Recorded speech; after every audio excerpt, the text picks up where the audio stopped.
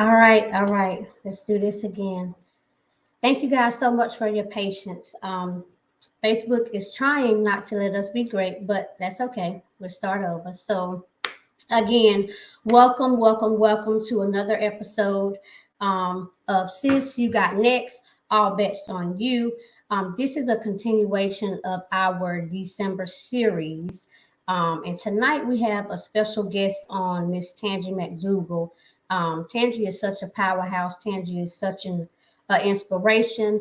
For those of you who follow us in the community, you see she's doing a lot of great things in her community and surrounding areas. And so we're going to bring her on tonight so that she can share her story and also share words of encouragement and just empower the women and the men in our communities. So thank you guys for being here. I am LaShonda Walford. I am the founder of the All Bets on Me community. I thank you guys so much. Every week you show up with on all platforms and you support us week after week. So I personally want to thank you and let you know that it's very much appreciated. Go over a few housekeeping rules. If you are tuning in on YouTube, please remember to like, comment, and subscribe to the channel. Also, share the broadcast with someone else, anybody that you feel could benefit from the content that is shared in the All Bets on Me community. If you are tuning in on Twitch, thank you for being here. Make sure that you talk to the people in the chat, invite other people, and host the channel if you're tuning in from Twitch. Also, Twitch, if you would stay to the end so that you can help us raid and show support to another streamer that's on tonight. If you're tuning in from the All Bets on Me Facebook community, please make sure that you share the broadcast, invite someone in, and also put your name in the comments.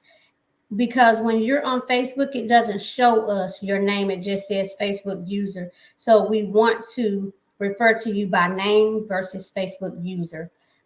So with that being said, let's go ahead and let's bring Miss Tangie back to the stage with us.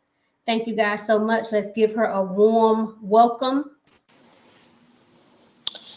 Hey, hello. Once again, good evening, everyone. Hey, Tangie, I think we got it this time. Awesome. So we are live. We're up and running. We're up and running. We're live, all platforms. Yes, ma'am. Awesome. This is amazing. Yes, ma'am. So again, thank you, Tangie, for being here. I'm inspired and I'm motivated by you. Like you said earlier, you follow me, I follow you. And you're inspirational. And I know it's not just to me. So I thank you for taking the time out to, grace our platform and just share your story and share words of encouragement and empowerment for the women and the men in our community. So thank you, Tangie, for being here. Again, I am excited, delighted to be here. It's always a great pleasure to be able to give back and share out to those that may be experiencing hard times, and just adding and instilling a little bit of hope, just a little bit of hope to keep going. Right. And that's, that it's a little bit of hope, but a lot of times that's all people need, that's what they need, to just believe that, if you can do it, so can, they can do it. And circumstances does not determine your future or your outcome, Absolutely. I'm a living testimony to that one. Exactly. So look, with that being said, would you please tell the people who you are? Let me tell you why I like for the guests to tell the people who you are. Because a lot of times you do so much, you wear so many hats, you don't really realize how much you do. So when you have to tell the people who you are, you get a chance to hear all what you do, and it's like, wait a minute, is that I really do all of that? So How did that's that happen? All in 24 hours. All in 24 hours. right, right. All right, I'll get started. So I am Tangie McDougald. I am a licensed professional counselor. I'm a CEO of 2 mental health facilities where we service children, adults, and families. Um, what else about me? I'm a best-selling author. I'm a wife, a mom, a grandma, an award-winning business leader, a partridge, and a pear tree. What else could I say? I'm a believer in Christ because I know through him all things are possible. I'm a survivor of domestic violence. Um, what else? What else can I say? Like you said, there's a lot. There's a lot. There's a lot. And I know that God's not done with me yet. Right, right. Exactly. So exactly. Those are a lot of hats. That's a lot. However, you I watch you, Tangie. Like I said, I watch you. I'm inspired by you. Every day I'm inspired by you. And so the hats that you wear, you just wear them so gracefully. It's just like you don't even really realize how much you actually do. And I think, and you can let me know if I'm wrong, but I think it's because your passion just to impact, positively continue to impact the lives of those around you. To, like you said earlier, to give them hope. There is a part of me that is just so excited about the freedom that I am experiencing that I'm just living out loud through my flaws, through my mistakes, through it all. I'm just living out loud. And it feels good to not have shackles there. And, for the longest time, a lot of times throughout my life, I thought I was living and only to be met with, I was only surviving. So once I knew that there was so much more that was in store for me, all bets are on me. Like I had to listen. So what you see every day is just me living out loud. Mm. Just me living out loud. Me understanding that where I came from, a lot of people are still stuck there. Me understanding that I was extended grace Mm. and that I accepted the offer. Because I think we all are extended the grace, is what we do with it that Mm. changes the outcome. And so I'm going to try not to get tearful. Listen, now you know me. You get Oh tearful, no. I get tearful, and mine don't shut off easy. Oh no. We're not doing that tonight. We're not doing that tonight. No, we're not. But if that comes up, then it is what it is. We'll That's cry and true. we'll keep on moving forward. But That's with true. that being said, can you share like your story? Where Mm.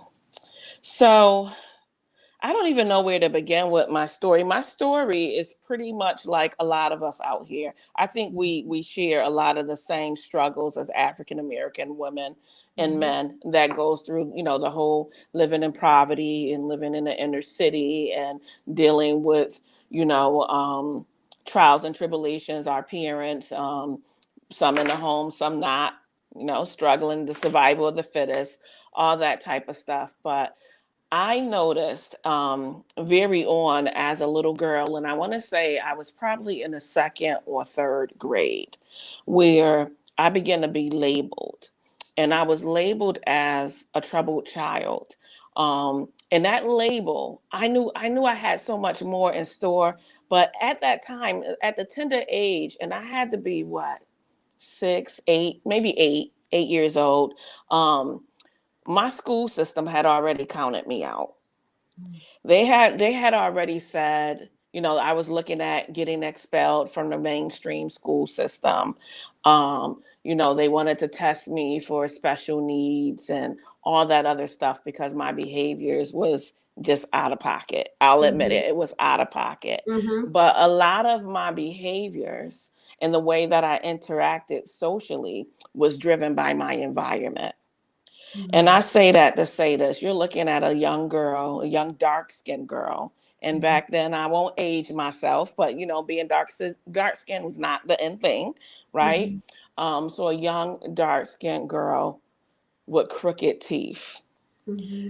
and by the name of Tangie, like really. So being teased by my name, being teased about my hair, being teased about just who I was in general. I dare you smile with those teeth that you have. And if you notice, I post a picture of me smiling every day. Right. Right. Because if you're Right. focused on this, you're focused on the wrong thing. Right. Right. Right. But, Right. but being teased. And so for me, it was a battle of, as long as you don't put your hands on me. Mm-hmm. And then when you began to put your hands on me, I had to defend myself. And Right. then it became, I'm going to act first. Right. So I Right. was a fighter. I was a fighter. Mm-hmm. And that's what I did. And that's how I survived. You beat up the bully and they stop bullying you because no one else want to get beat up. So I Mm-hmm. was coming for anybody that even looked twice.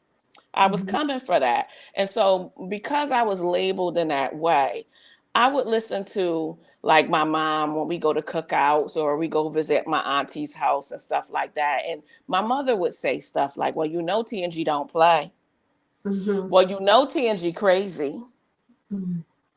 And Mm-hmm. so, and I know that for her, she was saying like, her temper is bad, leave her Right. alone. But that label stayed with me. So I acted the role. Right. I acted the role. You want me to be crazy? I'm going to show you crazy because crazy TNG got away with a lot. Mm-hmm. But I knew a lot and I knew that I had more. So Mm-hmm. I put on that facade. I was crazy Right. in school. I was crazy in the community. Nobody messed with with Tangie. Okay, crazy Tangie got away with a lot. But I knew that going through that era of time, that wasn't who I was. Mm-hmm. That was what I was defined through my family. That was the lie that I was Mm-hmm. given that stuck with me internally for quite some time. Mm-hmm. And I'm gonna fast forward just a little bit. So from that, of course, crazy Tangie did what Tangie wanted to do. I explored life. I became a teen mom. Now we're talking about growing up in a Pentecostal household. So I definitely shook up some things there. But I remember being pregnant and having a talk with my mom, and my mom saying, you made this bed, you're gonna lie in it. And I Mm-hmm. did. And I Mm-hmm. did. And by then I was a ninth grader. I was still getting kicked out of schools. By then I got kicked out of 3 schools, expelled. I Mm-hmm. got homeschooled. I lost homeschool privileges. And so then it was me against the world. TNG, what are you going to do? Right. And at that point, I knew that I needed to further my education. So I got my GED. But I do Mm-hmm. want to say that no one really pushed me to be Mm-hmm. different. Mm-hmm. I was already labeled in the community and in the home of who I am, you know? Mm-hmm. And so, but I knew I wasn't that person and I didn't like that person. Right. I didn't like that person. That wasn't the end all of me. Mm-hmm. And if my mother had taught me anything out of all the things that I could be thankful for, I'm glad that she taught me who God is. Mm. I'm Yeah. glad that she taught me who God is. Mm-hmm. Because through that, I knew that I had to do things different for my family and for myself. And so I Mm-hmm. began to shift my life from there. Right. So when you were speaking, you talked about your behaviors um, coming from your home environment. What was that like? Can you talk about what your home environment was a little bit? Certainly. So I'm a family of 6. I'm child number Mm-hmm. 5. Mm-hmm. Um, my mom was a single mom, worked all the time. So we kind of supervised each other. So in the home, it wasn't all bad, believe it or not, but it was outside of the home. It was in the community. So, whether I'm at the park, whether I'm in front of my yard hanging out with my sister, I experienced things. I seen things. I seen, gangs had started, drug use had started, all those things, those environmental things that I seen in people that I knew, children that I knew were hurt, were killed, were no longer with us. And there wasn't a go-to space for us to mourn. It was go to church, go drink a bottle of ginger ale and get over it, right? You cry that night and I'm joke about it, but it is, serious. We didn't believe in counseling. God was your counsel, right? And there's nothing wrong with that, but God has also given us the wisdom to counsel, to go to counsel, to seek counseling. And so in that environment, I didn't have that. So when I say survival of the fittest, imagine a little girl doing what all she knows, and that was to protect myself. And protecting myself meant that I had to fight everybody that was a threat to me. Then that's what it was. So in order to protect myself from abuse, whether it was physical abuse, sexual abuse, whatever it was, in order to protect myself, I had to become this fighter, this hard girl. So I had that shell, and I put up that wall. And I have to say, even though I acted out in a negative way, I don't know where I would be if I didn't act out in that way. Right. I don't know what was yet to be of Tangie, because I've seen so much destruction around me. So I did the best I can with what I had at that time and place in my life. Right. Now, you mentioned becoming a mom at a young age, and you said that no one forced you to change. You decided, you knew you needed to change. So what was there a pivotal moment that like something sparked in you to say, okay, Tangie, you have to do something different? Or like what led you to knowing that you had to do something different?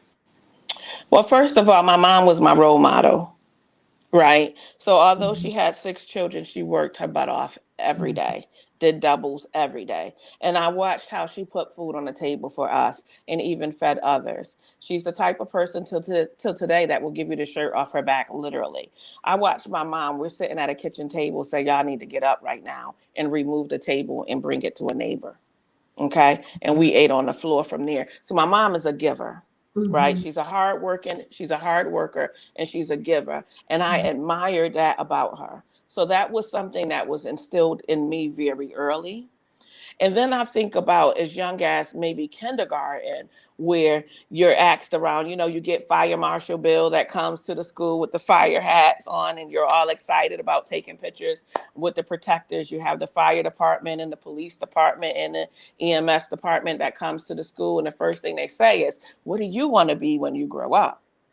And I remember that question, and I remember just daydreaming and going into a trance where everyone around me was, I want to be a doctor, I want to be a nurse, I want to be a teacher. Those were all the cliche things. And I just knew that I wanted to be successful.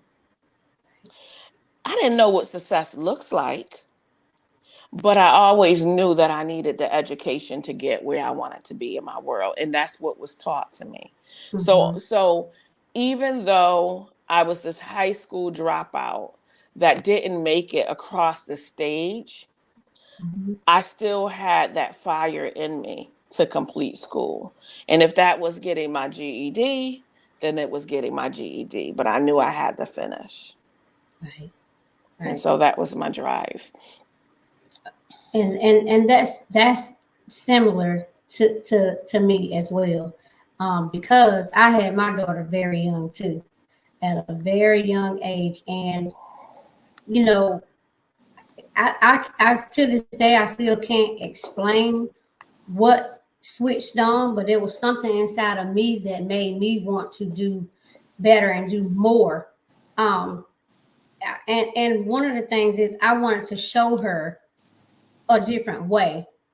And it's like, I can't tell her do X, Y, and Z if I haven't done it myself. You know what I'm saying? Absolutely. So I guess I just answered that question. I wanted to lead by example and not just tell her you got to go to high school, you got to finish high school, you got to go to college. Like I didn't want to just tell her to do all of those things, and yet I wasn't doing it. And then I knew that by me doing those things, it would create a better life, for us and open up more doors, I should say. I don't even think that my prefrontal cortex, okay, could even phantom was even developed enough to think that far out. I had Mm-hmm. my baby when I was 14 years old. So going into my Yeah, 15th you birthday, you was I don't younger than think me. I was mentally set Mm-hmm. to think like that, but I knew Mm-hmm. that me and Broke didn't get along. Right. Okay. I knew that I needed money.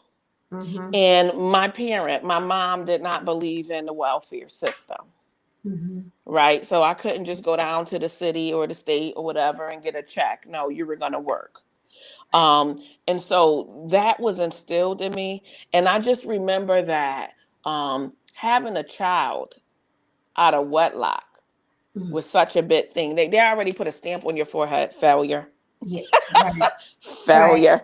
It was Right. like a stamp on my forehead. And I was like, life isn't over. Why do they think this way? So Mm-hmm. it was that old school Christian mind frame Yeah. um that said that, you went against God will and you had this kid and it was over for you. And I was like, says who? God ain't judged that yet. Mm-hmm. That wasn't the final say so. And so I just knew it was more. And not Mm-hmm. only that, Mom, you're doing it. You're showing me that you can do it. It's going to be hard, Mm-hmm. right? No one Right. said the road was going to be easy, but I'm watching you do it. So what makes you think you didn't build me strong enough Right. to do Right. this? And Mm-hmm. so some of that drive it was definitely me watching her and how she raised her. It raised us, if she could do six, I could do one. But it was definitely the drive of I'm not failing. I'm not gonna live with you forever. I want to be independent. And what do I have to do to get there?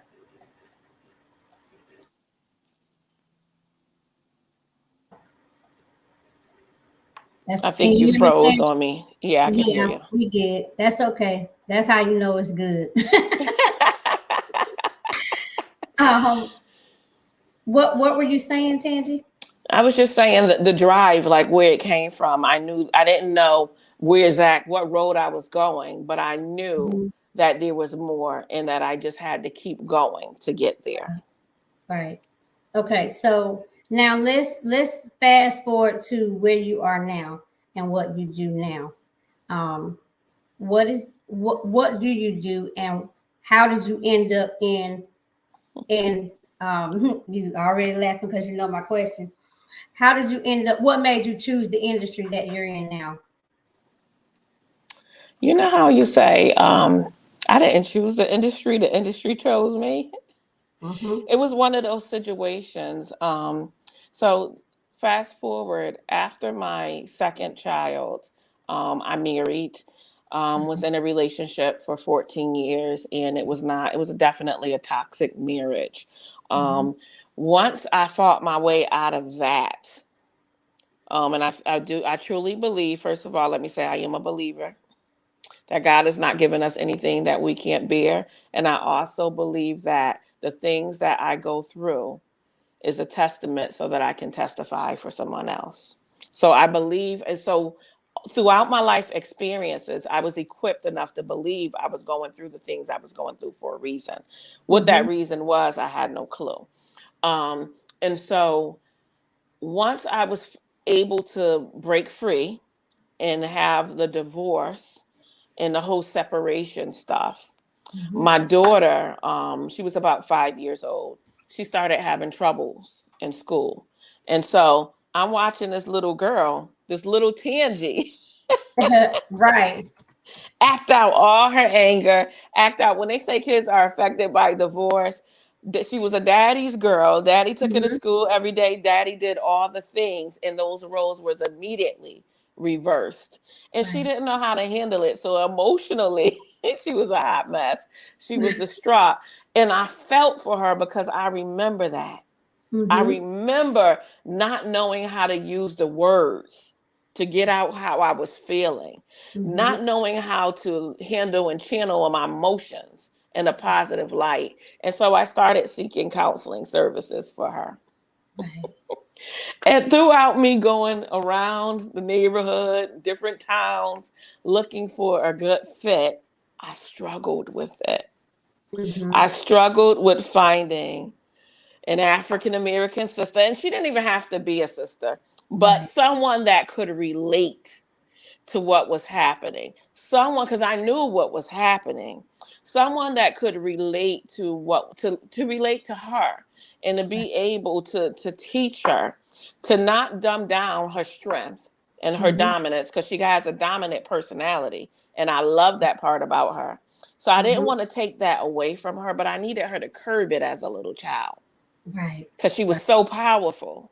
Mm-hmm. And she needed to be. I felt like she needed to be. So I didn't Mm-hmm. want to take her power away, Right. but I needed to get her help. And I wasn't able to get the right resources that I was looking for in my hunt.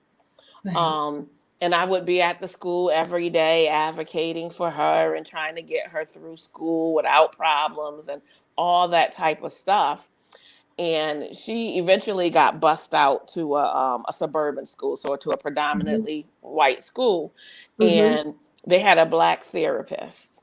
Mm-hmm. And instead of the principal or the administrators voicing their concerns with me, they would have this black therapist call me because they felt, I guess, Right. culturally that she could relate to me. And Right. I took it personal.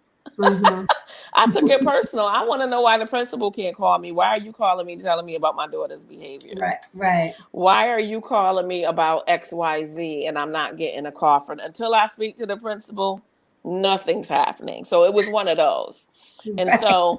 um throughout that journey with her and Mm-hmm. getting her on track in school, they offered me a job. They end up the superintendent ended up meeting me in the parking lot of the school Mm-hmm. one day and was like, Miss Davis, and I was Davis at the time, and I turned around. I'm like, this man know me? Who is this man? And so he came up to me, shook my hand, told me who he is, told me that he heard all about me and that Mm-hmm. he watches me come up to the school every day and how I get along with staff and all that fun stuff. And he Mm-hmm. offered me a job, and I said, nah, I'm good. I'm good. But then as I started building relationships and seeing how the social worker worked, I was like, oh, I could do that and get paid. This is what we do. Mm-hmm. And so I wanted to give back. I wanted to give back. I watched children in that school system, be labeled, Right. parents not knowing how to advocate for their child, Mm-hmm. children being placed on medication, either over medicated or under medicated, and just not being treated fairly. And I don't think that it was with ill intent. Right. I just think that culturally, Mm-hmm. incompetence Right. is what was Right. occurring. And Right. so Right. I vowed to make a change. Mm-hmm. I vowed that I want to be that person to have an impact on my community. I want to make sure that our colored children are getting the best resources and the best services that they deserve, and that the families are included and not excluded, that the families are empowered Mm-hmm. with Right. the knowledge they need to make sure that they have a productive child that they're upbringing in this world. And that led me to Community Matters. Right. And so, but I do have a question. Um, Now, when you said that you struggled finding the resources for your daughter, Mm-hmm. um, can you explain? Because I know that we probably have viewers that may be experiencing similar situations with their children in school and feeling like they can't um, get what they need for their children. So, what did that look like when you say you couldn't get the resources? What were you looking for? Um, and then, now that this is what you do, what should the parents be looking for when they looking Absolutely. for their children? Absolutely. So what was happening for me is I was getting phone calls every day. I worked a full-time job. I was getting phone calls every day. You need to come get your daughter. Your daughter's off the hook. Your daughter just got into a fight. Your daughter just ran out the classroom. Your daughter's refusing to come back in the classroom. I was getting all those type of calls. And so every day I would stop what I'm doing because my family come first and say, I need to leave. I'm sorry, I got this call, I need to go. And I would leave and her school was about 20, it was in another town, and I would drive to the school every day. And then it just got to the point where, you know what? I'm going to choose my child. I'm going to quit work because I need to know, because she's such a sweet girl at home, what is happening in this school that got her in a frenzy, because she's excited every day to go. But about time the bell ring, they're calling me. So I'm like, well, what is going on? And there was a couple of things that I identified. One was she's very much so like her mother, strong soul. I told you, very dominant. So I'm a leader. And it's important the way that you talk to me. I watch the way that I'm being talked to or being demanded. There's a difference. And so my daughter was very corrective. So if you talk to her in a certain way and it was too assertive, she wasn't moving because you're demanding something from her. If you're pointing the finger, if you're yelling, if you're coming off aggressive in her eyes, she was defensive. She was that little Tangie that had to fight. Right. So that was her, because that's all she knew. And I'm gonna be honest, that's who I was. When they started to tell me the things that she was doing, I was like this. Oh my gosh, I created a little Tangie. How do you manage that in a 5 or 6 year old? And so so a lot of it was teaching them. And again, we were in a predominantly white school. So just having the understanding that you can't say your tone matter. Your presence matter. The way you stand over me is offensive. 6 feet, please. I love the 6 feet stuff all day. Right. Where's the safe boundaries? If I go like this and I could touch you, you're too close. So creating those type of things and really getting the school. So what was needed is really getting the school to understand why it's that way. Why are we the way that we are? And how that I don't want to take that away from her. She needs that to survive. In my belief, now there might be someone else on here saying, whoa, was it really that serious for me and for her? Yeah. For you, it may look different, right? And so I don't want to minimize or talk upon how someone else parents, but I know that what I needed to survive, that she needed as well, because we weren't too far from where I grew up from, right? She still had to go home. She still had to learn how to knuck if you buck. So it was that part, learning how to be sensitive to somebody that's sensitive, because that's what it was. Learning, so having the support in that way, and knowing and learning that just because you had to approach her a little different doesn't make her a troubled youth. It becomes a troubled situation when you try to make it a situation. Like, you can't meet aggression with aggression. You just can't. And so it was. Go ahead. So it was some of that. It was definitely the psychoeducation piece on being a Black family in a suburban area, right? Then it was also with the behaviors, learning what works for her, because she did struggle with some subjects in school, like math. If you're timing a kid, she had anxiety out the roof. You couldn't give her a paper with 100 questions on it and put up a 2-minute watch and say, get all you can get done. And she's around other people that's going fast, and then she think that, your mind start racing. Do I got the right answer? So I would notice. So by me following her and shadowing her in school, I noticed that when it got toward math, every day around the same time, those behaviors occurred. And it was the shutdown. It was, I can't Mhm. do this. This is the Mhm. nervousness, but she didn't have the vocabulary Right. to Right. use to say what it was. And I'm still learning as a parent. So here I am, I've raised two boys. I didn't have that issue, but I got Mhm. this little girl, and wow. So I had to learn how to reparent and relearn and learn her and do things different than I did with my boys. So Right. when I talk about advocacy, I was talking about being more proactive than reactive. If we Mhm. know that she's touchy feely on this subject, and I'm not saying cater to her, but let's not. Could we figure out a way to get the same work done without having her working up a sweat to get there and balling up her paper and having a hissy fit? Could we curve that a little bit? Right. Maybe she needs to go to a special room, a smaller group. Why are we timing? Maybe we need to put the clock away. Right. What is that about? So advocating for services like that, knowing what my rights were, Mhm. right? And a lot of times they don't tell you what they are. They hand you a piece of paper and you're trying to figure out what does that mean.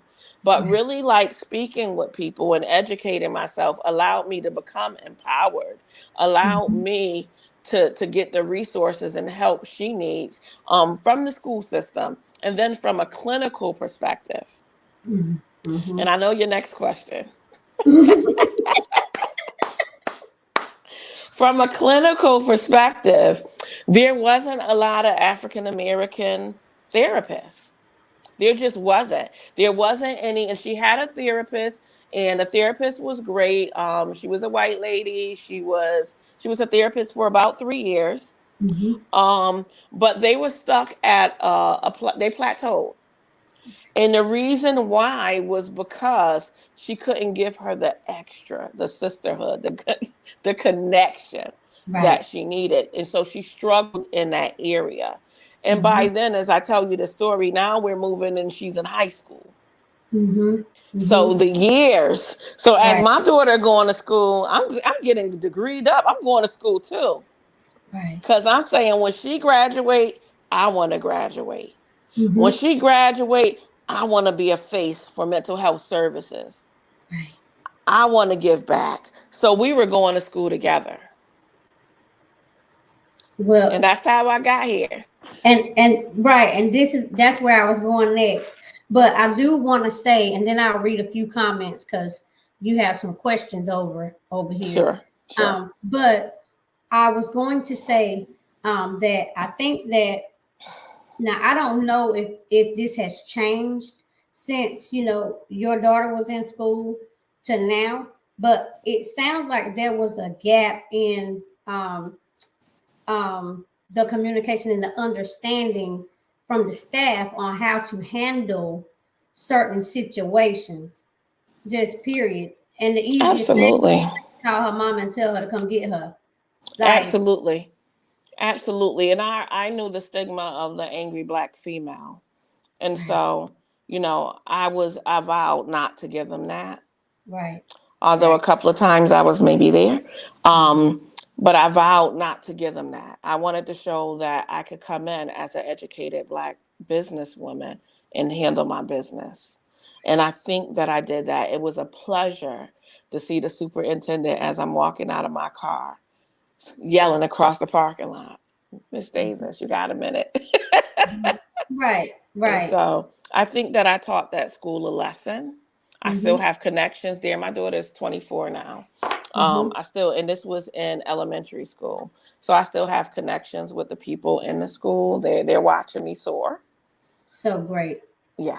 Great. So I hope that they use you as a resource um to help, Hmm. I Um definitely have seen some changes, so it's all good. Yeah. well that's a plus. That's great. But you have a question. It says, did your daughter influence your therapist career? She did. I think it was the people that I was in contact with that Mm-hmm. influenced it. I sought high and low to get her the resources she needed, Right. the help that she needed. And I hit a lot of brick walls along the way. I Mm-hmm. have to say, I had to settle for what resources were out there. And that definitely, pumped me up to keep going, Right. to get my degree. Absolutely. Right. Let's see. Beautiful You from Twitch says just the stigma overall of just is disregarding.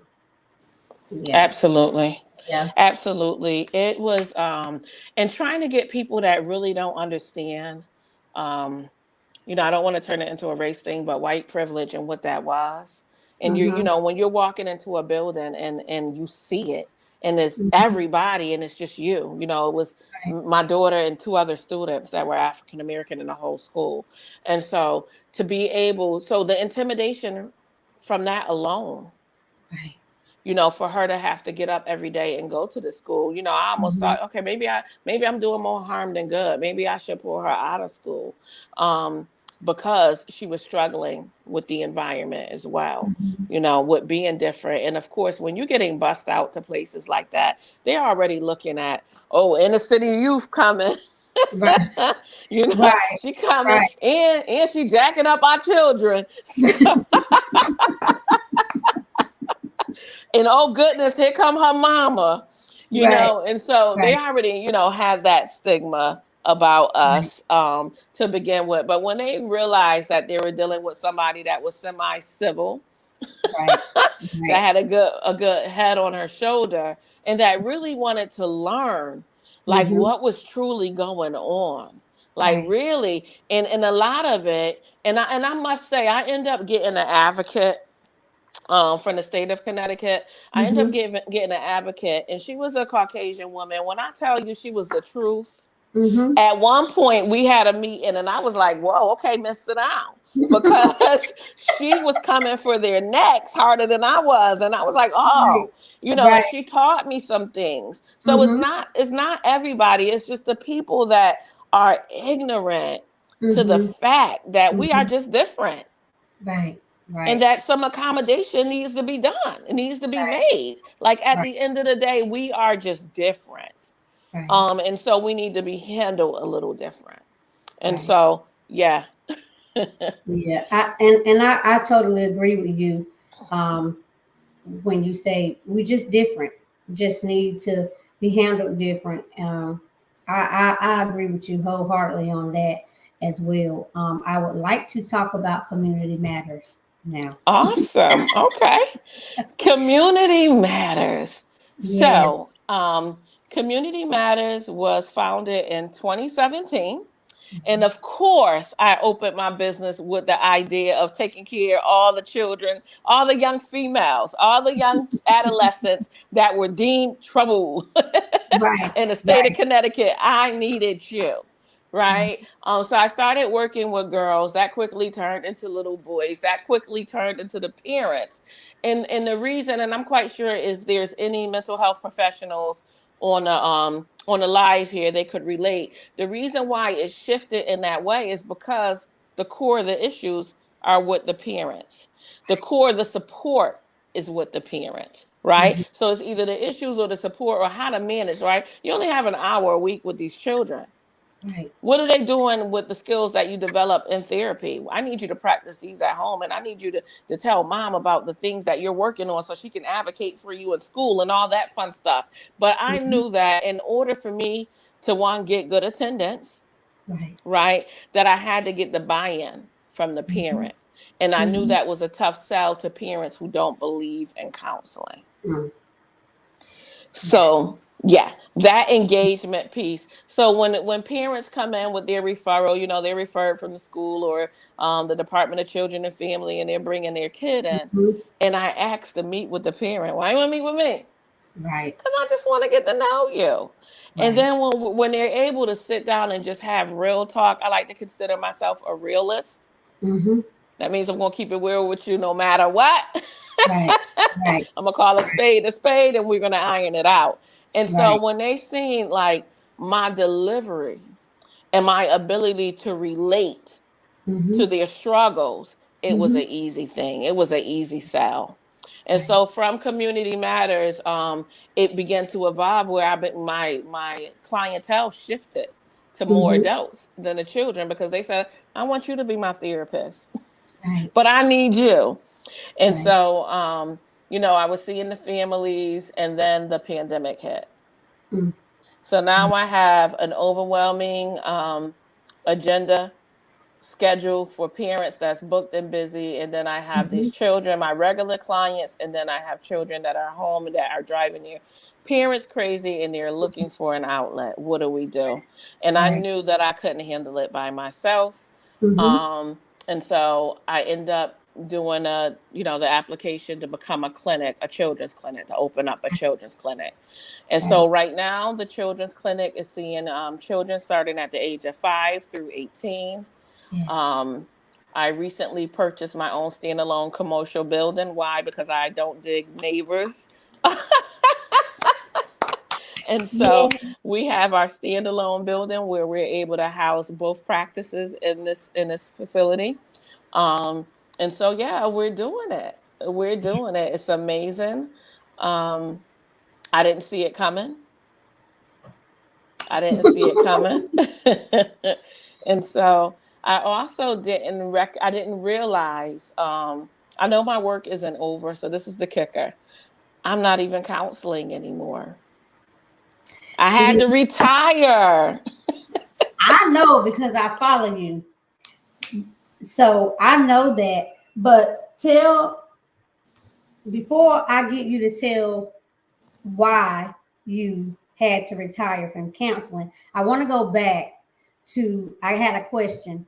When you were talking about when you get a referral and the parents bring the children in and you say, I want to talk to the parents, and they're, why do you want to talk to me? Do you think, I feel like, now you tell me because you're the professional in this conversation, right? Mm-hmm. The expert in this conversation. I feel like they're afraid of what may come out that they have not dealt with. And so, Absolutely. yes, There, there's so much stuff with us because a lot of things we stuff under the rug. So it's the fear that you're going to figure me out. mhm, It's the fear that my household ain't right, so you're going to report me. You work for the people. It's that whole, it's a fear of the system. That's what it is. It's a fear of the system because we were taught not to tell our business. right, right.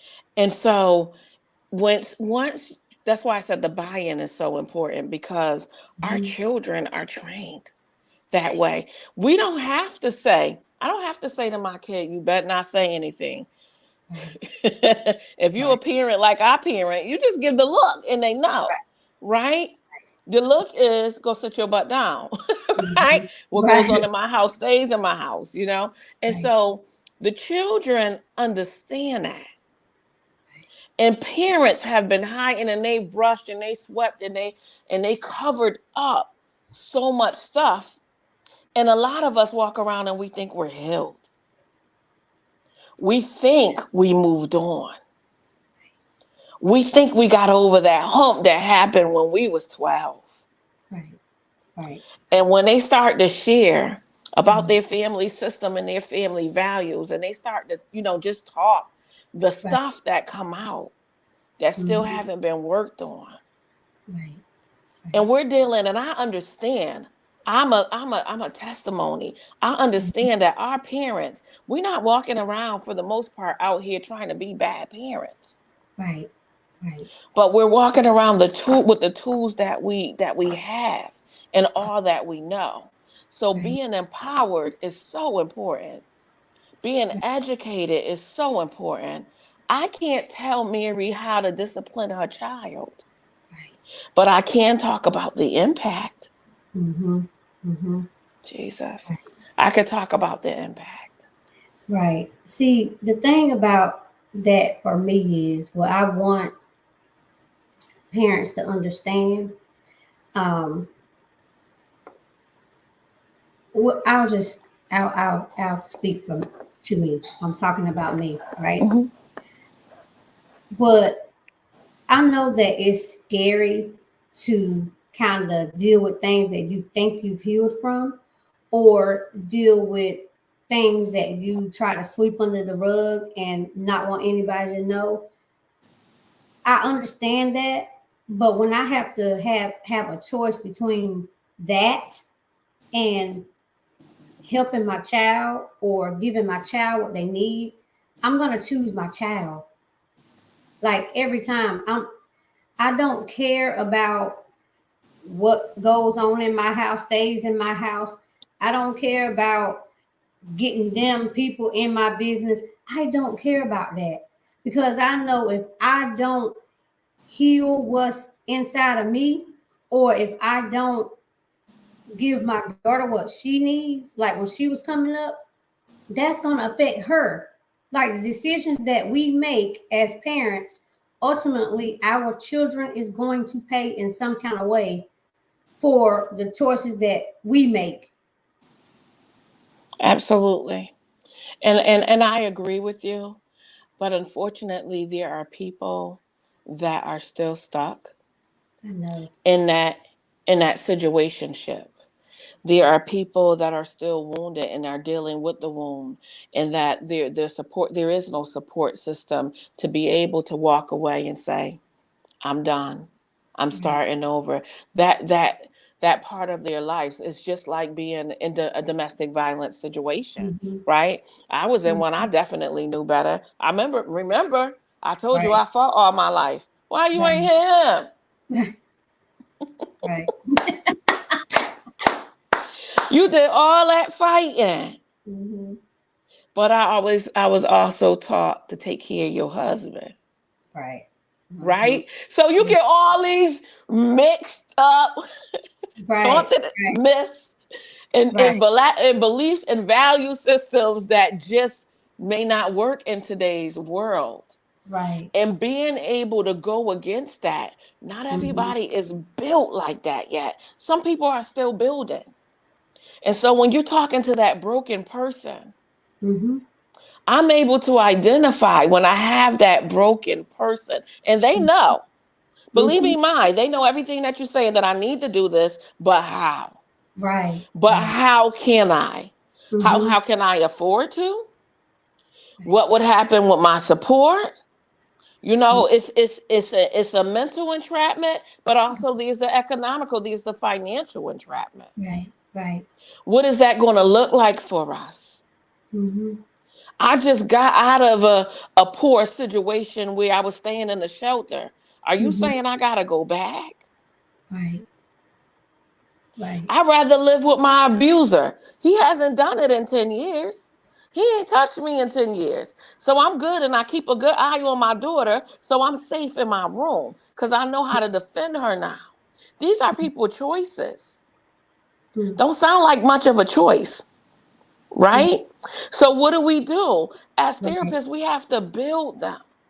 Right. We have to build them up and Right. provide those resources. So, LaShonda, yes, thank God. I thank God every day for the Right. wisdom, the knowledge, and the understanding, and the encouragement that Mm-hmm. He has given me to move forward, Right. to say enough. Mm-hmm. But I Mm-hmm. also thank Him for putting me in that situation to be able to share my story today, because there's somebody stuck right now. Right. Right. And it Right. may not be abuse, it may be something else. Right. But there's Right. somebody stuck right now. And to hear that this little girl went through all this stuff Mm-hmm. and is able to sit on a panel and talk about it and share some of her successes is amazing. I wouldn't have that testimony without the test. Right. So Right. I understand my assignment. Right. I understand that it's bigger than me. Right. And so what you said earlier about like choosing your kid first, right? Mm-hmm. When I say we, I'm talking people of color. When we go Mm-hmm. for help and a Caucasian person say, "But I don't understand," Mm-hmm. they're not going to understand. They're not. They're not going to get it. So it feels like a judgment against your soul. Mm-hmm. It feels like you're asking for support, and that person don't believe you because you won't told them your situation, right? Right. But they don't get it. We need Right. something else. We need something else. We need understanding. Right. Right. And so it's important, whether it's the BIPOC community or another community, it's important to have people of your kind Right. doing what we're doing, Mm-hmm. because there's some accessibility in that. Right. You can't assess me if I think you judging me. Right. Right. Mm-hmm. You can't assess me if you think I'm just coming to you because it's free, Right. right? Right. And I'm trying to get over. That Right. don't work for me. You can't assess me if you're thinking that I'm dumb because I stayed with them Mm-hmm. and I'm a clinician. Mm-hmm. How dare you? Right. I dare you. Right. Well, girl, you got me all emotional and bothered. Look, look. I don't mean to have you emotional and bothered. Um, but I do want to have In you a good talk way. like, In a yeah, good way. like you were doing. But I want you to speak to the broken people, like those Mm. people who are, you said it, who are stuck. And it doesn't matter what has them stuck, they're stuck. So I say all that to say this. We're all broken. We're just fragmented in different ways, different parts of us. Some of us are more, some of us put a little oil on ourselves, right? We grease up ourselves and we're able to move, right? We're able to get up in the morning, we're able to function, and we're able to go to work, and we're able to put on a face for that 9 to 5 and get through the day. And some of us just aren't. So it's different levels to where we are, Mm-hmm. but we all put on our pants the same way. Every last one of us has a story. Every last one of us has experienced some form of pain, right? There is something that happened in our world that we wish would have gone away. That's just life, period. That we wish that would have never happened. Mm-hmm. I say to you, my broken brother or sister, don't sit on that. Don't sit on that. You got the glue. You got the glue to put that part together. You got the glue. Glue it together and get up and get up and get up and keep going. And keep going. If I haven't shared enough with you tonight, call me. Shoot, because I got more stories now. If I have if I haven't shared enough with you, I watched a woman, how I know God is still in the miracle making business, and I'll just lay this out there. I watched a woman that I grew up with all her life. She was a dope addict, and she shot heroin all her life, and I knew her, I loved her. I watched her on her last day, her last days with the Lord. Her funeral was so beautiful. And I didn't know this part about her. I ended up going, so we lost contact for 2 years. And I Mm-hmm. ended up going to her funeral. And the things that she had done within them 2 years. She was a servant of God. She was cleaning the church toilets. She was she was handing out food to the homeless. She did whatever she could do, possibly. And before she passed, she got baptized. When I seen her and I knew that she was able to change from the person I knew all my life, I'm talking 40 years, 50 years, I'm 50 now, so 40 something years. Mm-hmm. And God had changed her in the end. She changed in the end. That didn't happen overnight. Mm-hmm. That's because every time she stuck her arm, she knew it was wrong. Right. And she wasn't doing it because this is what she wanted to do. She was doing this because this is all she knew how to do. Mm-hmm. But she kept getting up. She kept getting up and she kept fighting for her life. She fought for her life. And her illness had nothing to do with her past use or anything like that, her death. And so I say that to say this. Every morning, we get 365 days in a year. That's 365 days for a fresh start. Mm-hmm. If it's not working today, hit the reset button. Try it again. But you don't give up. You don't give up. If LaShonda ain't teaching you something every day that she posts in her group, the title of the group is All Bets Are On You. Bet on yourself. Because God has already rode. He already rode the car.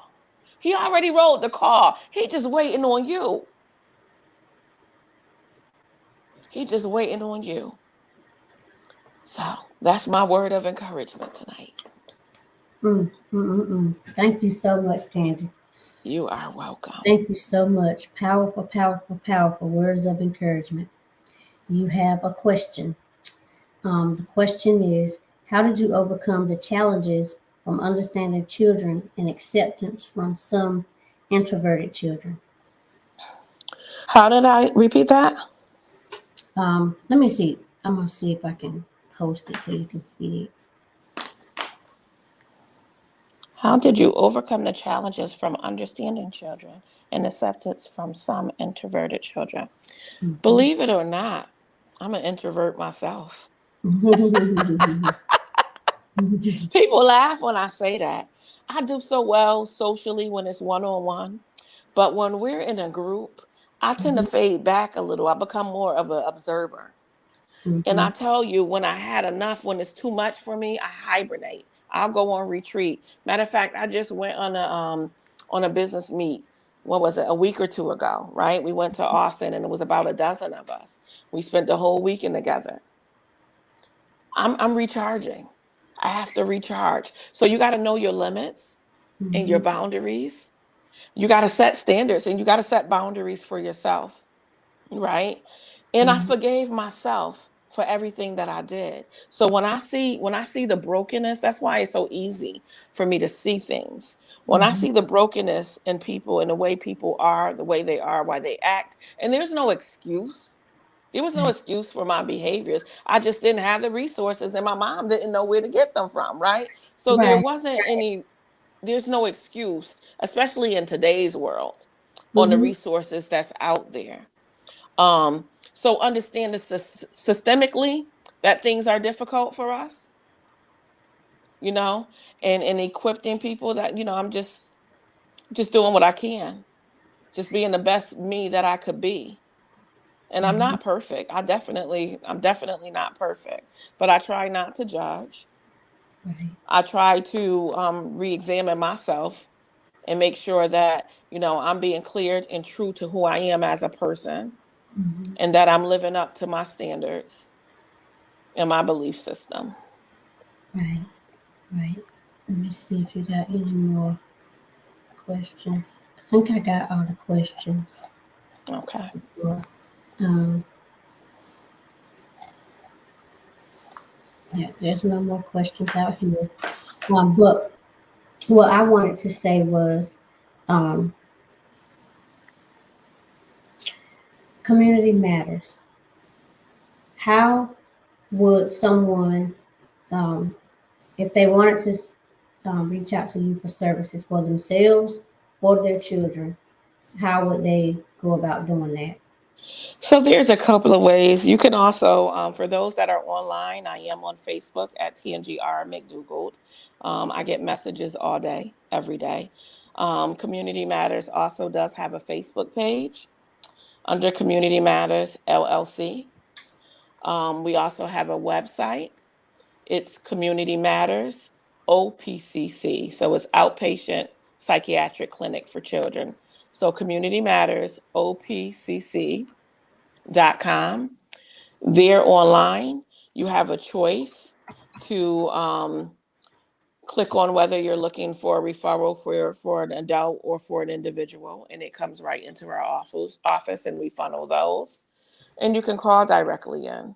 Our phone number is area code 860-282-8882.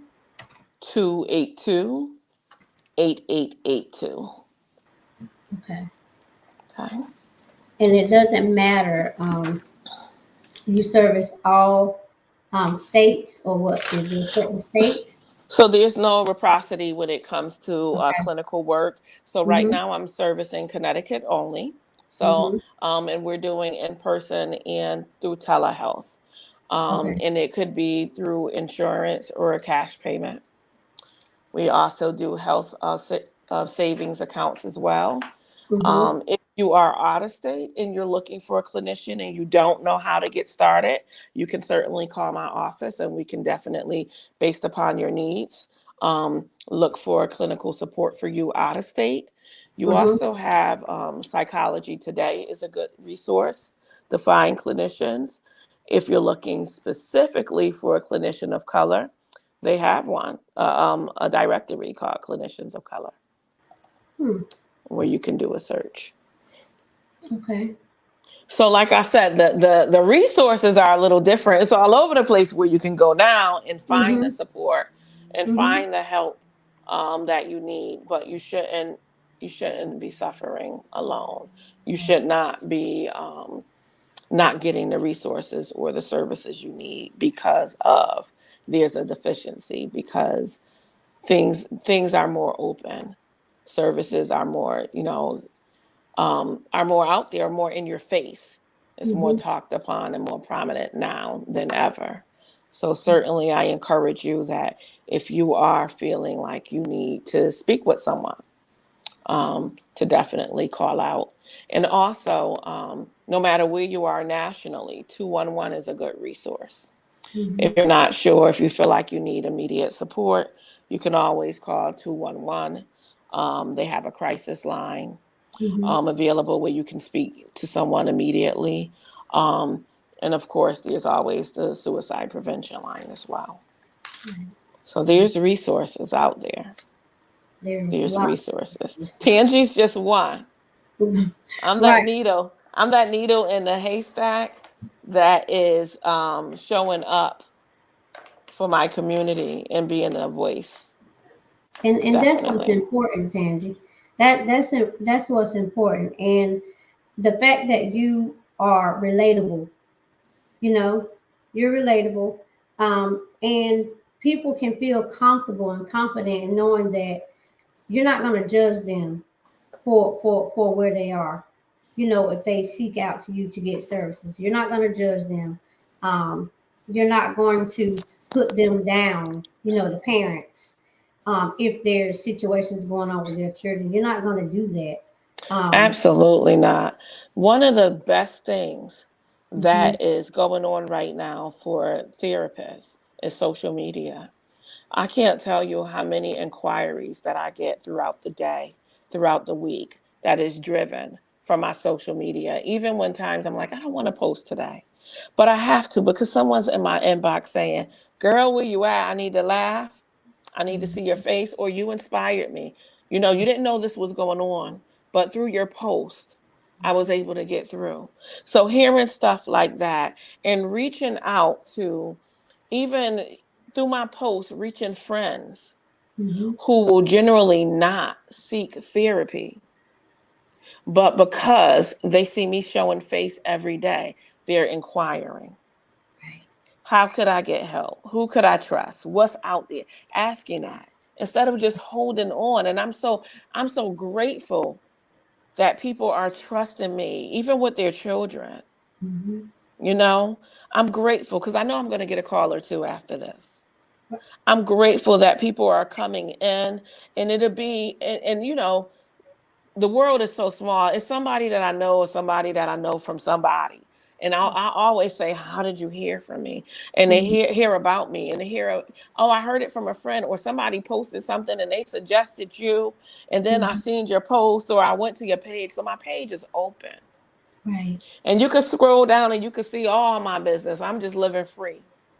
Why? Because that's who I am. What you see is what you get. And I Mhm. don't want to put on a facade. Yes, some people could Right. say, well, that's not business, but it's not all business for me. This is personal for me.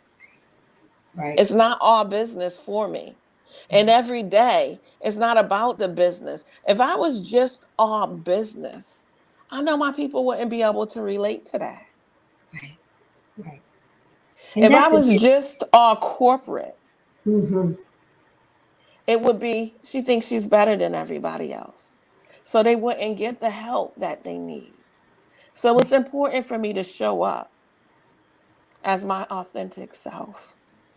Right. Tangie, your page and us being able to see you live your life, I love it. Again, that's what makes you relatable. The transparency, that's what lets people, there's a level of comfortability when we watch people like you, right? Mm-hmm. Because if your page was all business, okay, is she a robot? Like, is she a real person? Can she relate to these issues that I'm going through? Like, it's relatable, and I love it, and I'm glad that you do Thank you. it just the way that you do it. Um, and as you can see by you saying people inbox you every day, I believe it. I believe it wholeheartedly, and I do feel like you're going to get some messages after this, and that's part of the reason why I do these type of things, because the community is there. I know you, I know what you do, but there's other people that do not know what you do. They don't know the services that you offer. They don't know who you are. So I want to share out and I want to highlight you guys for doing such a phenomenal job at what you do. And like I said, you are a resource. You said I'm a needle in a haystack. That's all we need. Absolutely. I You believe know, it. I believe it. that's all we need. I Um, believe it. and you're not gonna stay the little needle in the haystack. Oh, absolutely not. Absolutely not, ma'am.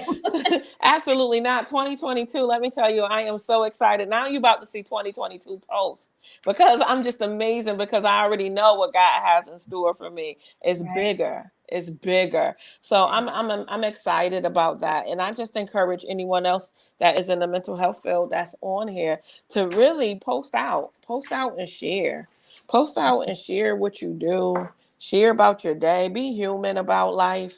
Yeah. Be human because people need to see that. Mm-hmm. And people need to be able to feel safe and ask questions and talk to somebody and not feel like they're going to be judged. Right. Right. I totally agree with that. I'm checking the comments because Tangent, I have a bad habit of being engaged in the conversation and comments and And questions. Yep. scrolling in. Mhm. So we do have a comment that said transparency is absolutely key. Um, and we know that, you know that. Um,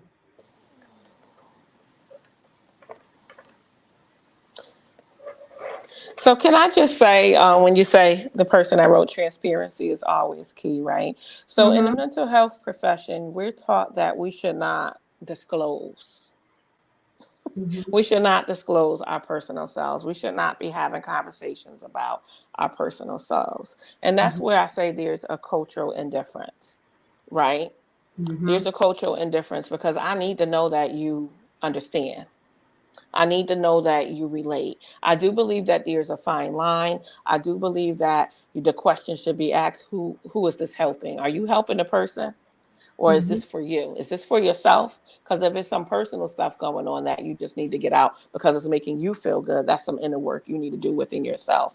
But if Right. your conversation is guilt to uplift and to help this person that's in need, then you want to let them know Mhm. that you've been there. Right. I Right. want you to know that Tangie was homeless too. Right. How about that, T? Right. You Right. know, Right. Tangie was homeless too. And so when they really you were, yeah, I know Right. exactly what it's like. Right. And so it changes the cohesiveness and the Mhm. trusting relationship, right? It changes that whole therapeutic relationship begins to shift. Mhm. And I didn't really talk about why I'm not doing therapy anymore. Right. We skipped all around it. So let's go there. Let's go there. And so the business has been so great, praise God, that I had to take a back seat. I never Mhm, thought that I would be I can't say I never thought that because I did envision where I am now, but I don't know why the role shift never really came into play for me in this mhm. process, but I had to shift the role from therapy to CEO, Right. right? To become the overseer so that my business can blossom even more. Right. So this year, effective September 1st, I put up the hat. I hung up the hat of direct one-on-one therapy. And I'm doing more networking, more collaboration, more building my brand, more building my business, more Mhm. getting the word out there and getting on the forefront. And I can't do that when I'm sitting in a closed-in office having a one-on-one conversation. And so I wanted to talk about that because I've built some very genuine, solid relationships.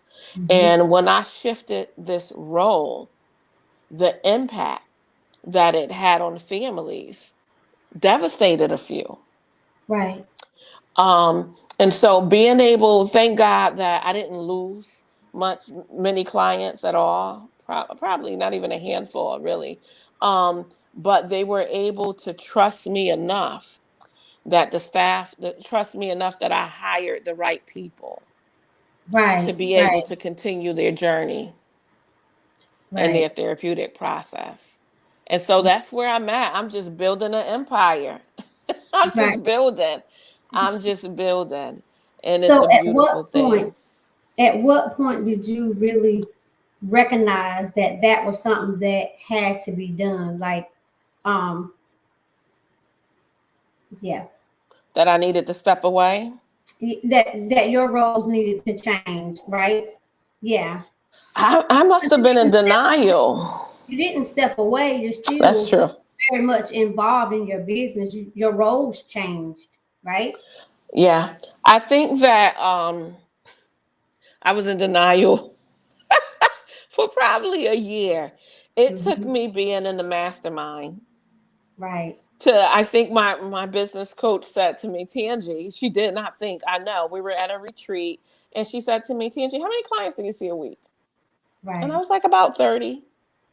So mind you, I'm seeing 30 clients a week and running two businesses and then in the mastermind. And then I was in school for my doctorate program all at once. Right. Tangie, when you gonna stop? And Right. so she was like, what? You're doing this, and that? Why? And we Right. started honing on why and where did I see myself. And I realized that as long as I was seeing people individually, that I was making my business stagnant. I wasn't going to grow and I wasn't going to have the impact that I wanted to have for the community. So my mission is still the same. My passion is still the same. My goal of impacting my BIPOC community is still the same. But in Right. order for me to reach the people and have the impact that I desire, I Mm-hmm. need to move out the way and let the clinicians and let me grow. Let me teach them the skill sets that they need. Let me let me coach and develop other businesses, right? Because it's Mm-hmm. not just about this needle in a haystack. Now I've moved on to pivoting myself to other businesses, right? Right. I want to teach you that has a private practice how to expand your practice. Right. How can you get other clinicians in here so that you can counsel other people, more Mm. people, right? And for Right. those that have a group practice, how can you extend that and make that a clinic? Let's work this baby. Right. Right. Let's work this baby. Let's build our own hospitals. Like, why are we playing? So look. Let's go on over there since we shifted already. So let's completely shift. So that's consulting, right? Hmm. So Absolutely. so you're now doing consulting work. Yes. Yes. So what for the viewers that's here, if we have clinicians that want to go into private practice for themselves, build a team, like what does that look like? What's the first thing they need to do to get with you? Oh, First and wait, thing, let me look back at me. up. I'm ready. What? I know, but let me back up. Yeah. they may be in a position where, like you said, you waited a year. What would you tell that person now that knows that there's a decision that have to be made, like in order to see your your business go to the next level? Okay. So I waited a year, but it wasn't really there was a lot of moving parts because I had purchased a building and I had opened another business. It was like all those moving parts, and I still Mhm. needed the financial freedom, right? I needed the money to take care of everything to pay those things. So it was that business principle that I was holding on to. But I also had faith and I had to believe Right. that I would be able to get through. So this is what I'd say. I help individuals start their business. So if you just graduated school, you're looking for clinical hours, you got your clinical hours, but you're pre-licensed or you're licensed and Mhm. you're interested. You just have a thought or a vision about going into private practice. I help you set up your blueprint to get there, right? Mhm. For those that have a clinical practice that are looking to grow their business, you're not, first of all, not everybody is meant to be a boss. Let me put that out there. Some people are comfortable with just being in their individual practice, seeing the 15 or 20 clients that they have, and Mhm. that's great. But I'm talking about ones that have that desire to do more, that have that fire in them. And they started this practice, and then because the rules and the ethics, the code of ethics and everything is so out there, is so Mhm. gray that they don't Mhm. know how to go about it and be compliant in doing so. Right? Right. So you have this vision that your vision is greater than where you are and you want to step Mhm. outside the box and you don't know how. Go ahead Right. and DM me. Mhm. DM me. I do offer free consultations. I also have a group that I just started on Facebook. It's called Yeah. Practitioners on the Rise. Mhm. It's called Practitioners on the Rise. You can go into that group. Um, you could be in any stage of your career in therapy. There we have special guest speakers that talk about different processes in place that you need to have. Like I said, 2022 is going to be great. So if you're not following me, feel free to follow me.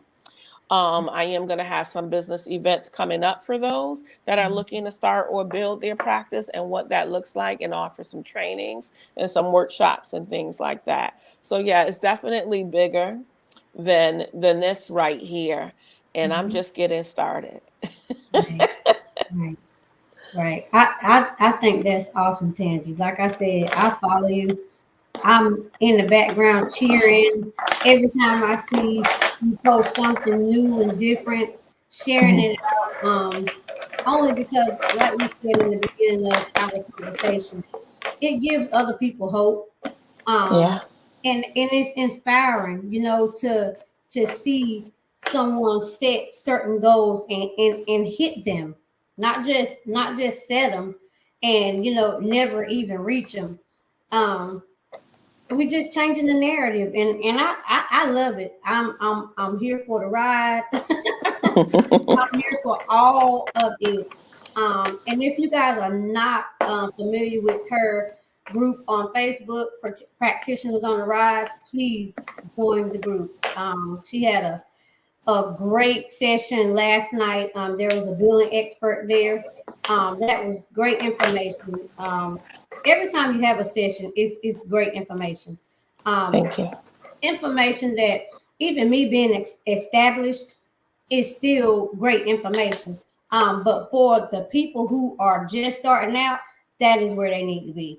Um, Mhm. that could have saved me so much headache years ago, when I was first starting out. Mhm. So I Mhm. think it's a great platform.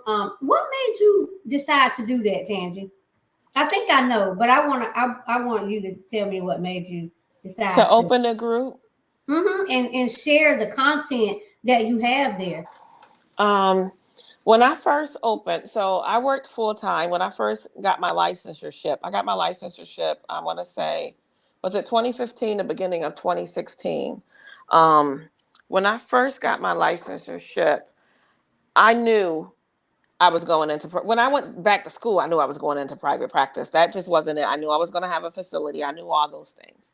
And so when I opened up my business in the agency I worked for, all the supervisors there was coming to see me. Like, you really left? So you left this high paying position to come here and start a practice? How did you do it? Let me see what it looks like. And what was the process like? And so I would answer these questions, and I would help people, and I was setting them up, and they were taking my stuff and they were running with it. It was free. They were running with it, right? But no one really wanted to work for me. Right? I don't want to work for you. I want to do it myself. Right? No one really wanted to work for me. And that was fine too. Right? But then there was a shift in that. Like, information isn't free. Right? So now I'm feeling used a little bit, just a little bit. And then if I'm going to share, I want to see the outcomes.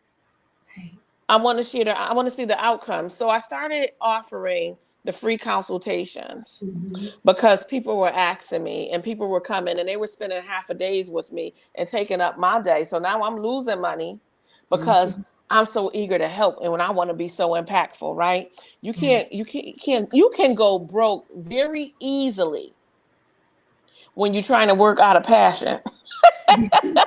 Right. A passion without a price, right? A passion without a penny. Right. Right. And so time, unfortunately, you time cost.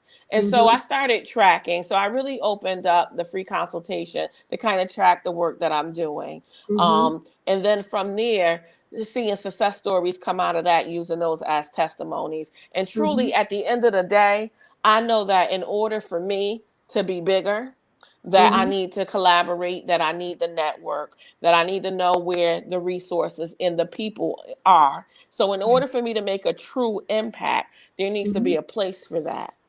And although there's plenty of clinical groups on Facebook, there's plenty of clinical groups on Facebook. I won't knock those, but I will say they're none like mine.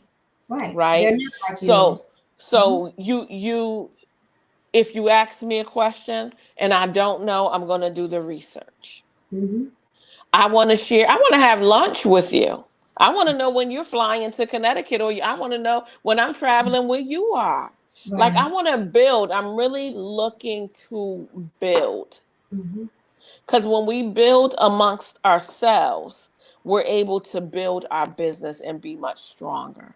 And we can't be afraid of that. I don't know why people are afraid of that, but I'm not afraid of that. And so that's why I started.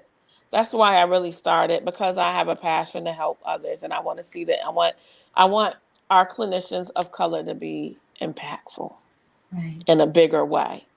And if it's watching me go through my little TikTok dances that I love and put on a show, if it's watching me put on a show as I work through my journey, then so be it. Do what makes you happy, because I'm gonna do it, but I'm gonna do what makes me happy. Along the way. I think that's I like I said, I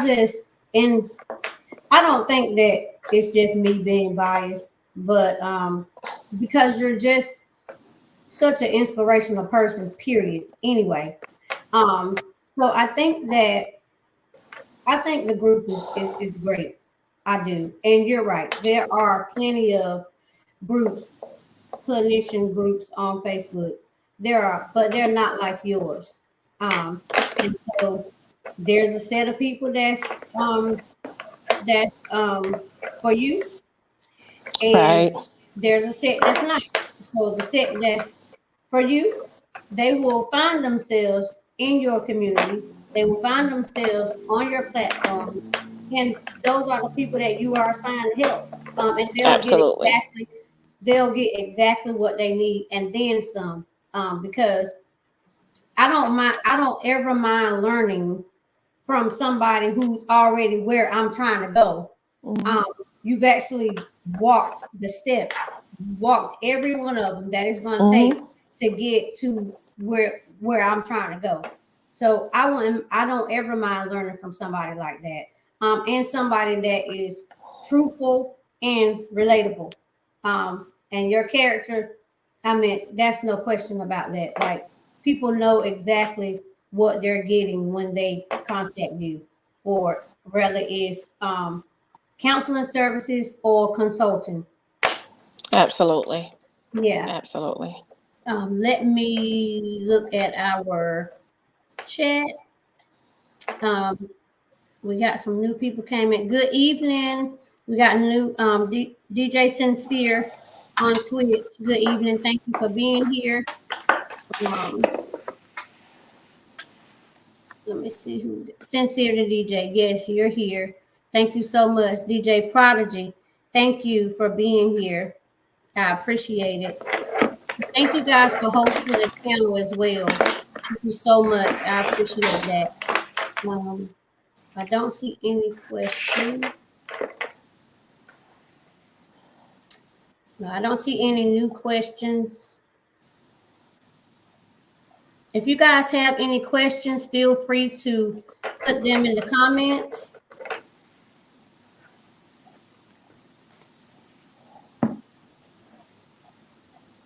Tangie, Yes, ma'am. think of the term while we're waiting to see if there's any more questions or comments. When you think of all bets on me, what comes to mind? What does that mean to you? I smile because I Mhm. understand that. I understand that. I understand that if, for me, if I don't bet on myself, then I'm losing the battle. And so it's important. It's important for me to wake up every day, go against the odds, in search of the things that I desire, in search of the things that make me happy, that makes me feel fulfilled and you and fruitful. And you can do that when your back is against the wall, as long as you're doing something that makes you feel complete. Invest in yourself, bet on yourself. So I understand the importance of that. Right. And betting on yourself. This is what I want everybody to understand. If you don't bet on yourself, who do you think will? Like, nobody will. Well, I could tell you, when I didn't bet on myself, the world had counted me out. They betted me out. They Right. betted me out. And so I knew I had more to live for. Mm-hmm. And so, yeah, you can give up and let the world win, right? But I think that instilled there's something greater, and that there's a burning desire in us all to do something different with ourselves, whatever that is. There's a desire. If it's doing hairs, if it's doing nails, if it's doing whatever. Doesn't necessarily have to be TNG walk, right? Doesn't have to be school or any of that stuff. But it has to be something that's gratifying to you. Mm-hmm. It might be minute. It might be silly to someone else. But Right. if it's important to you and you're doing it and you want to do it, do Mm-hmm. it. Right. Do it. Because no one else's opinions matter. Right. No one else's opinions matter. And once you get that out of your head, that the way people think of you matters, I'm telling you, freedom is something different. We fought so long to be free from slavery that we're still enslaving ourselves and our mind and our thought process. We Right. need to get out of that. Right. There's so much. Life is limitless. Mm-hmm. Limitless. Mm-hmm. And we need to live it that way. I don't know about you, but I was promised abundance. Right. Right. Hello, Yes, ma'am. somebody. Yes. And I'm Yes. going to live in it. I'm going to live in it Right. because I truly believe that. And so walk like it. If you feel Um, rich today, do some rich shit. I know, fly, right? fly, fly, fly first class and think about it later. I don't know. Do whatever you feel like. If there's something on our bucket list that we all want to do one day, Right. Right. Do it. Right. Right. Do it. So that's all I'm doing. I'm just living out. I'm just living out loud, living out the things that makes me feel fulfilled. Right. And it's just a totally different. Once you're able to do that, it's like, what have I been waiting on? Like all these years, I wasted all this time. It's like a totally different. It's like a lightweight, like feeling. Like Yes. I don't even know, and that's It's probably not the best way to describe it, but you don't know that you're suffering until you hit fresh air. It's kind of like for those who wear glasses. look, You ever break your glasses and you waiting for your prescription to come in? So we just struggling. I say we because I don't even know where mine is right now. that, But right, we just struggling day to day, and we get that new pair of glasses and put them on, and we like, whoa, wait a minute, this is what I've been missing. right, This is what life looked like, because we think we seeing just as clear, but we've right, been missing some stuff. We've right. been missing those houses over there. We've been missing those buildings over there. Mm-hmm. We've been missing all those great things that God has created because we Right, think we living right. because And we we got a good job. right. And is it We really got a good job when you think about it? Is it really a good job? child, Or does it child. just kind of provide you a little of what you think you need, right? Yep. But that's a whole nother story. A whole nother story. I don't know if any Look, job is a good job. that's why I said that's a whole nother story. But you're talking to two entrepreneurs, right? So Listen, we didn't think no job was a good job, obviously, because even in today's work, and when I'm in the meeting and it's more than an hour, I gotta go. That's too much. right, It's starting to feel like work. I don't want anything that I do to feel like work. When it starts feeling like work, I pack up my stuff. I right, get in my car, and this is serious. And right, and the clinicians be like, "Well, this too much for me today. It right, feels like work." I go sit at the ocean. I don't care. I need to get out of the building, right, right? I need to right. go somewhere and laugh for a few hours, Mm-hmm. Right. and then I might come back. But I can't do that. I won't do that. Mm-hmm. That 9 to 5, that 9 to 7, and not do nothing for myself all day long. No, you gotta be kidding me.